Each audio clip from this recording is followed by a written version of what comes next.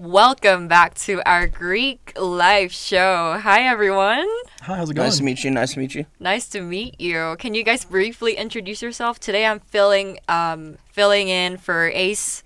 I forgot his last name. Ace Garcia, and I'm sorry about it, but thank you so much for coming out and being so chill. If you guys can introduce yourself, that'll be awesome. Hello, my name is Damian Macias. I'm the Vice President of KDR. I'm currently getting my master's right now for counseling psychology, and I'm just here to have a good time, really. That's awesome. I'm glad to see another master's student here. I'm doing my master's too. Oh, sweet. So What are you doing? I am studying business data science and analytics. That hurt my brain. I was about to say, that's way more complicated than Hey, counseling. psychology is way more complicated than what I study. Fair. But anyways, how about you? Yeah, so I'm Gavin Brumley. I am the president of KDR. I'm a history major with an education minor. Wow. So I'm teaching the youth of America right now. So Oh, you are? That's fun, yeah. Teaching the youth of Yeah. America. Do you like teaching? I do. I love it. It's something that I had really cool teachers growing up, and it's something that I think the profession goes kind of unloved, especially, here in Texas. So I do love it. I love the kids. I love getting to know them, like kind of seeing their personalities every day, and just there's so many different personalities you see. You might have a really loud kid, and then the next day you might have a really quiet. Like it's so awesome to see that dynamic. That's awesome. So you guys are pretty smart. One is like double majoring, and one is doing a master's in psychology teaching. I mean, I don't think I've ever been called smart before. Well, now you have. Well, now I have, yeah, so I'm going to have to take it with me. I don't think I've ever been, especially a history major. I don't think. Well, I think history major is really important because, every country has history, and we need to remember that. Yes, ma'am, yeah. But anyways, so you guys are from KDR. What does it stand for? You guys need to educate me today. Go for it, man. You got it. So KDR stands for Kappa Delta Rho. Mm-hmm. We've been on this campus for now 10 years. Actually, wow. Yeah, we just celebrated our 10-year anniversary back on January. Was it the 14th? Yeah, something like January that. 14th, Yeah. 14th. So yeah, we've been on campus for a while, and it's kind of cool to like reminisce and see like all the stuff that we've done, even though obviously we ain't been here that long, but it's so cool to see it though. So I didn't know. So I'm from South Korea, so I'm not really familiar with this frat life, sorority, and everything. And I didn't know some campuses miss some fraternity group.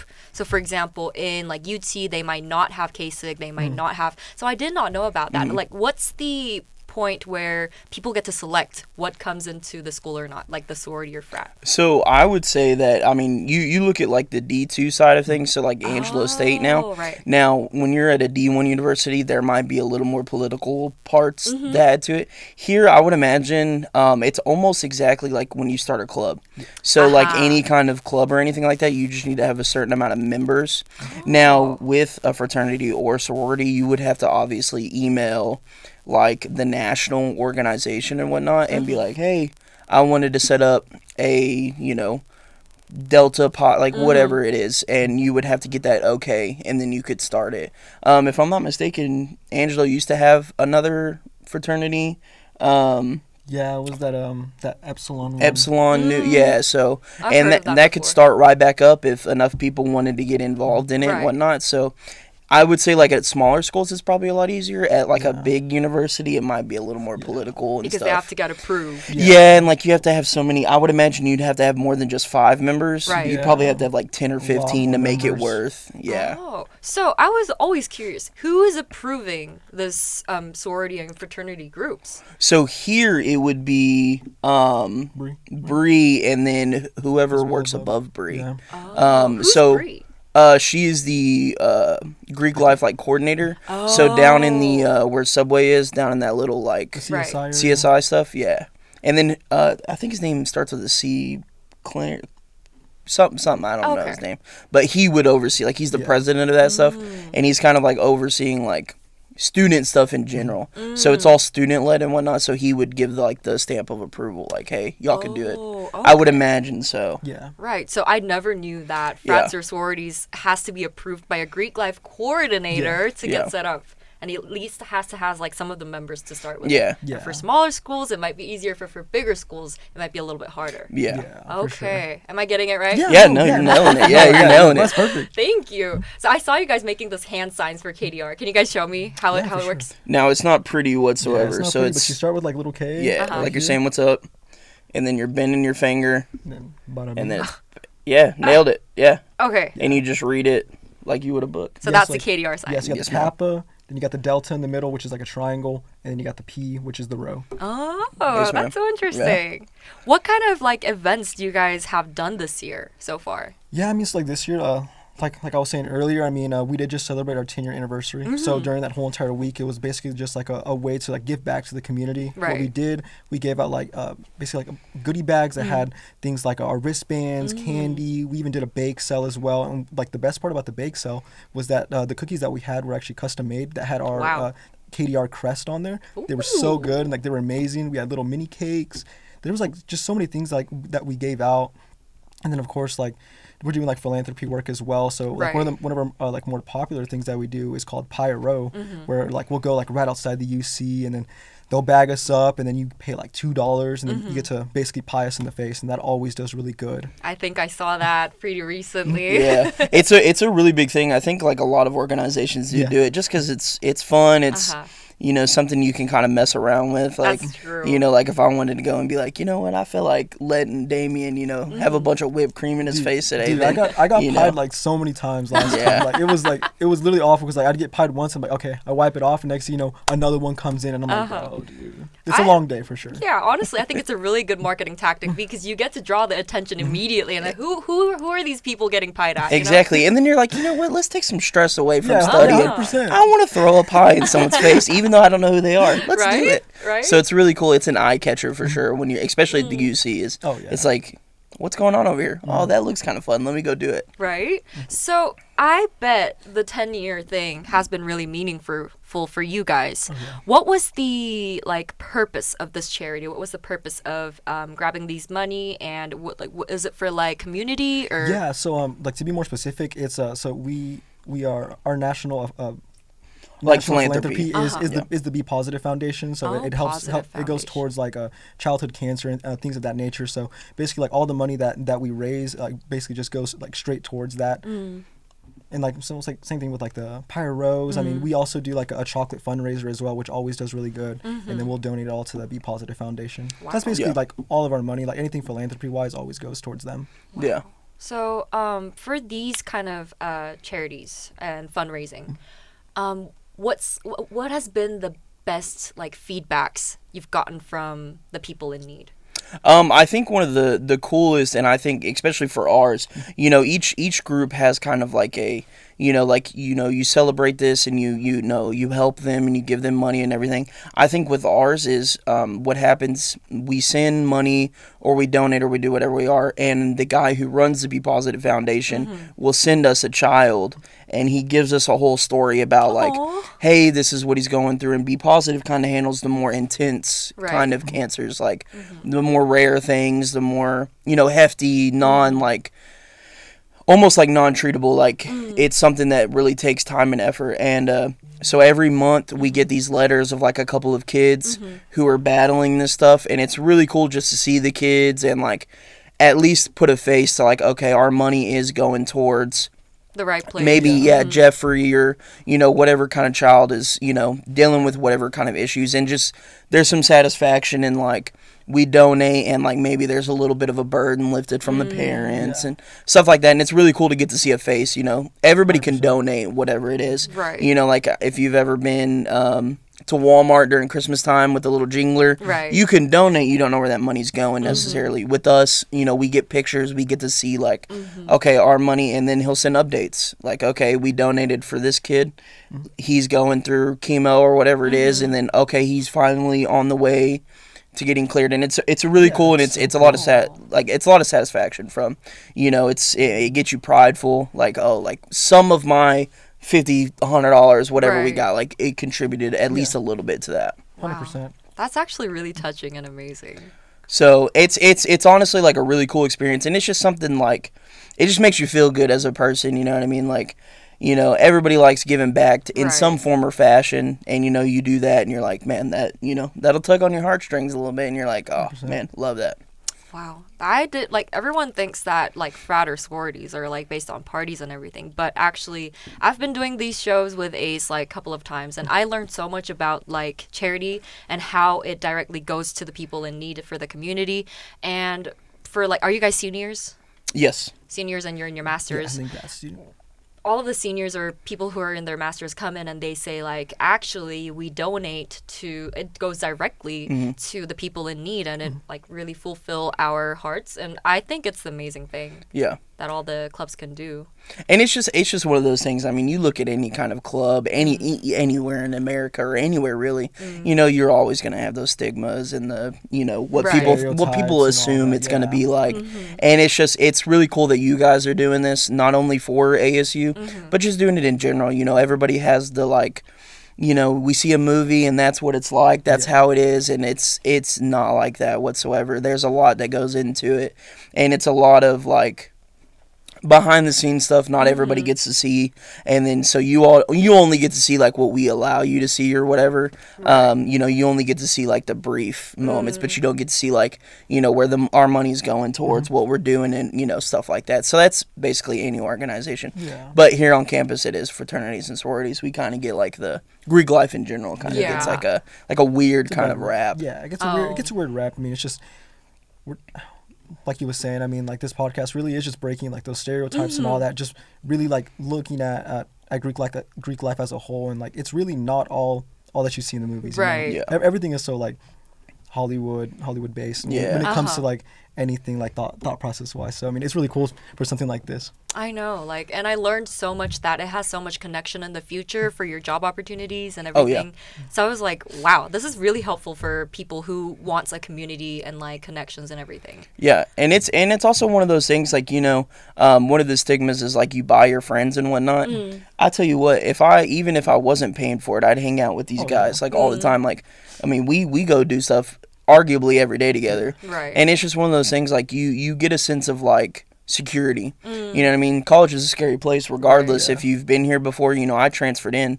So being at college is scary regardless of what it is. And having just a group of guys that you can rely on, like, we had a guy he had a flat tire at Buffalo Wild Wings. It was raining, and I got down in the puddle, and I was drenched gosh. trying to set it up. It was rough. And so just knowing, like, Having people are your there to back. help you. Yeah, and have your back, and, like, a group of guys that, just in a group of girls, like, hey, I don't want to go to the basketball game alone. Oh, okay, there's a couple that can go with me. Aw. Just simple stuff that, like, maybe you're not comfortable doing by yourself. Yeah. And you can just, hey, does anybody want to go with me? Sure.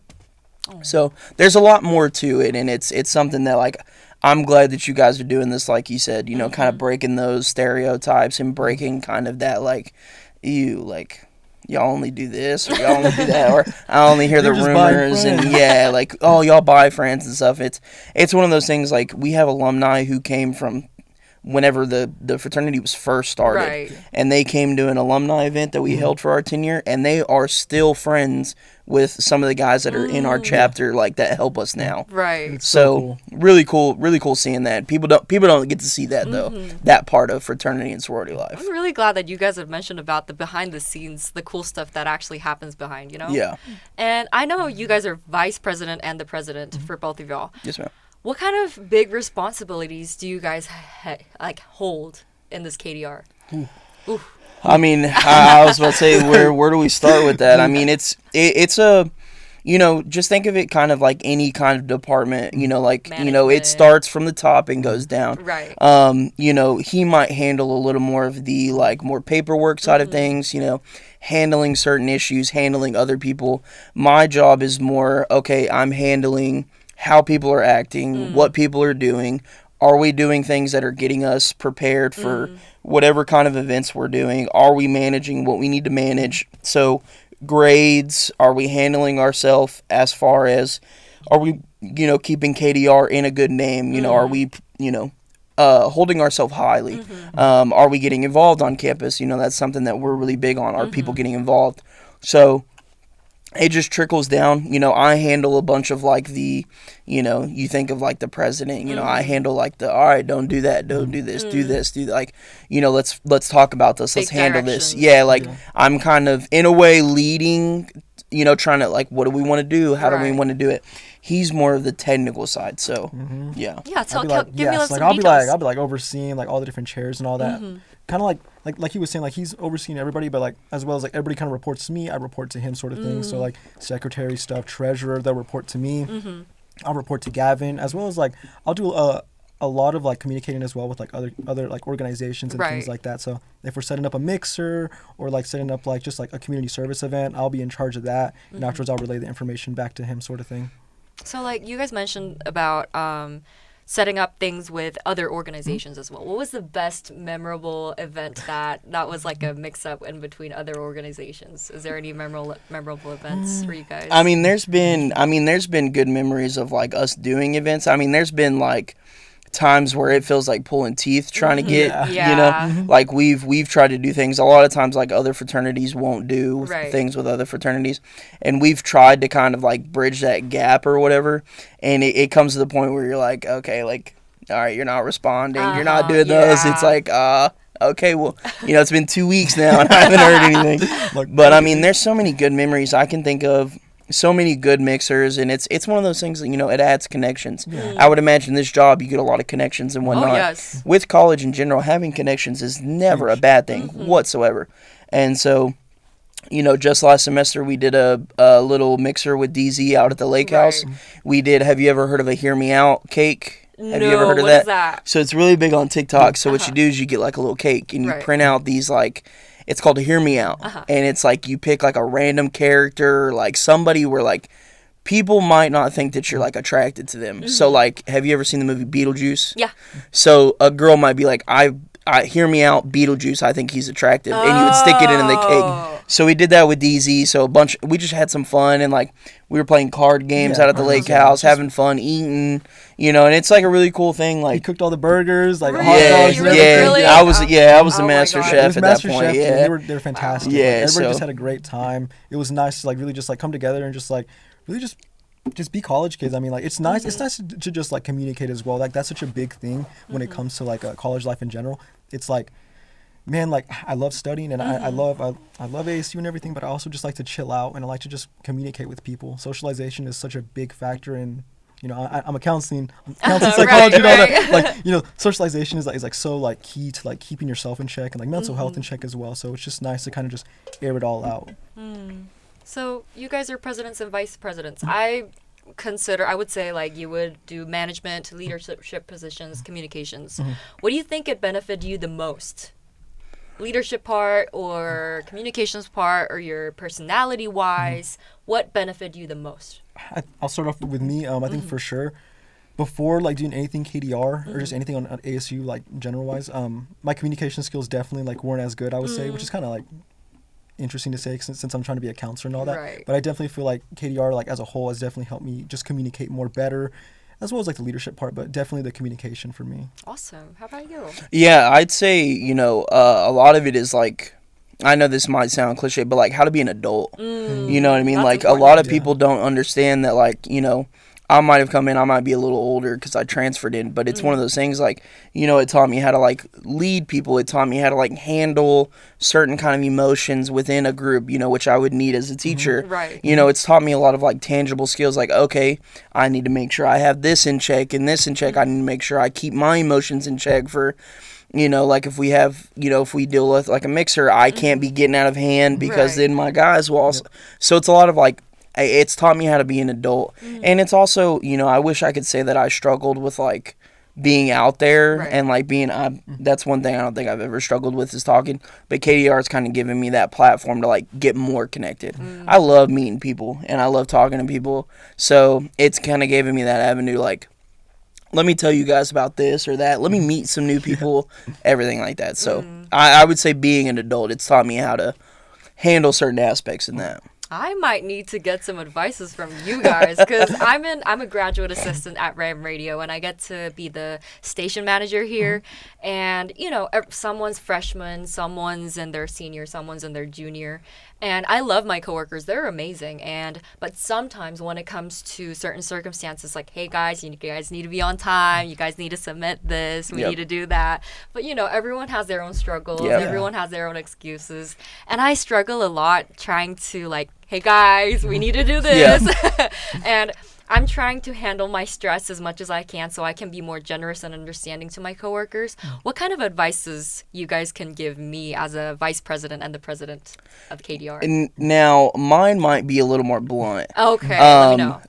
With handling not only students, but handling 16, 17 guys. Right. Sometimes you just have to put your foot down. You just have to be, assertive. I know, and that's kind of where, having a vice president who is like Damian and handles pretty much anything that I could ever need, it allows me to be who I need to be for us. If I need to be the bad guy at that point, it allows me to do that, and Damian can kind of pick up hey guys, this is what we need to do.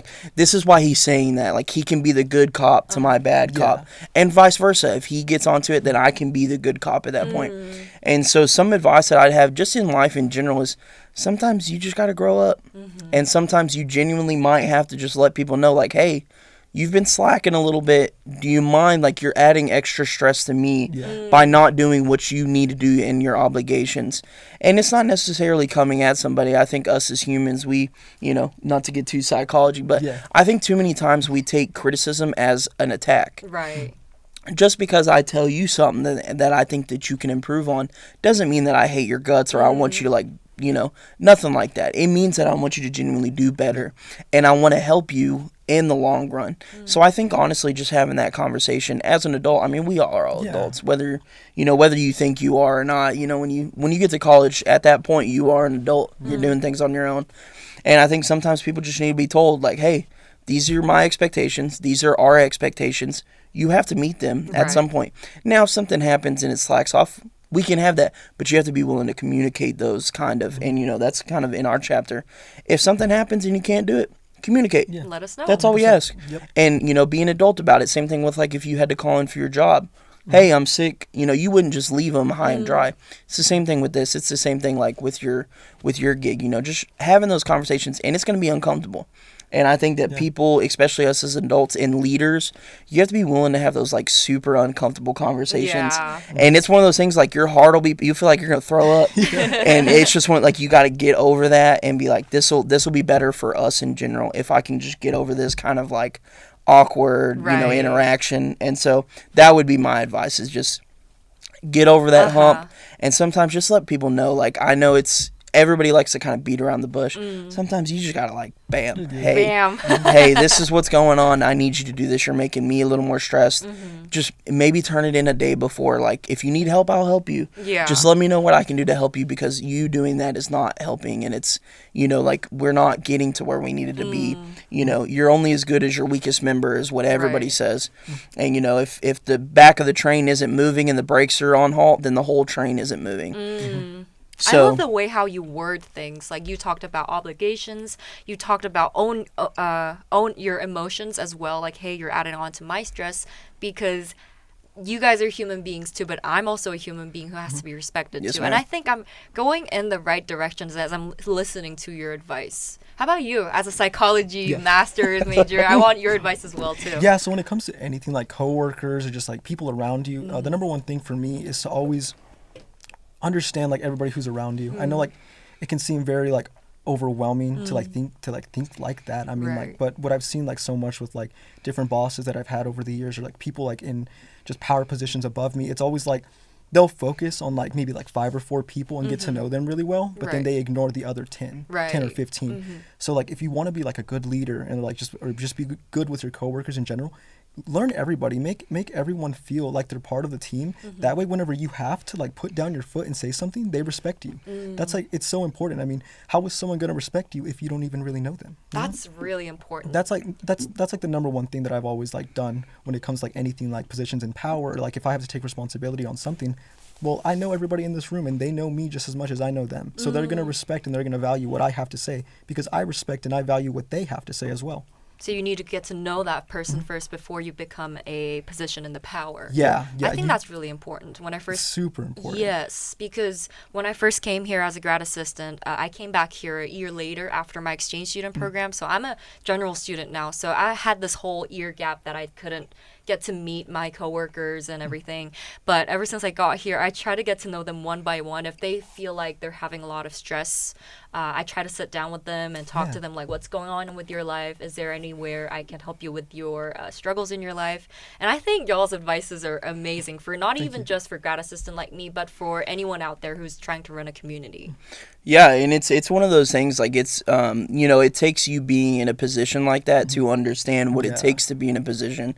Like, I know you've had a couple of presidents and vice presidents on here, and I bet every one of them can say, I didn't know what it took to be that until I was that. And that can go for any role. If you wanted to be a teacher, a psychologist, or a radio, whatever you want to be, you don't know what that role takes until you're in that role. Right. Yeah. And so we just be doing a disservice by not allowing people to, like, hey, this is what we've learned in our positions.